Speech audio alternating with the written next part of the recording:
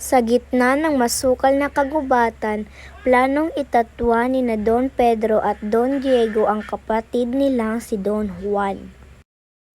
Kung tunay ngang masama ang pumatay, pagtulungan na lang natin siya. Kung ito ang nais mo. Gusto mo lang Jollibee?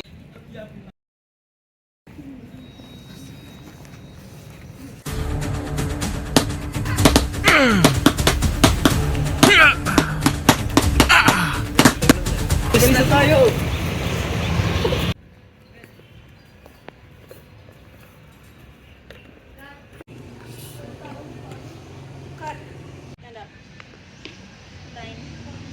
Ama, narito na po si Ibong Aralo. Mga anak, salamat. Pero, asaan si Don Juan? Ewan po namin, mahal na ama. Hindi dapat nila ito malaman. Bakit ganito yung ibon? Di ito kumakanta.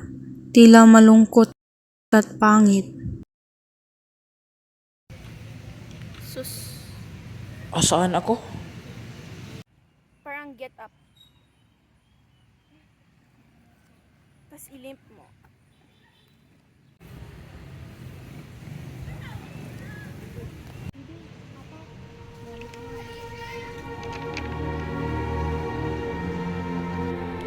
Naalala ni Don Juan ang kanya masasayang araw kasama ang kanyang pamilya.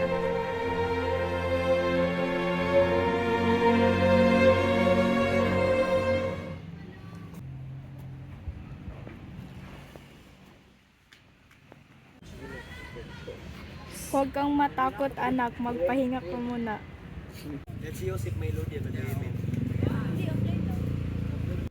Back out, back out. Walang bakas na sakit. Parang himala.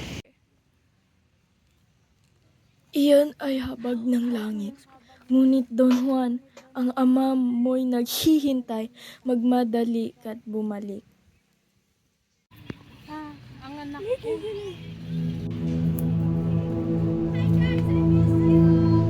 Sino ka? Ina, ama, ako po ito. Anak ko! Aba, Haring Don Fernando. Ang totoo ay ito. Ngunit siya ay pinagkaisahan. Pinagtaksilan ng kanyang mga kapatid. Anong ibig mo sabihin?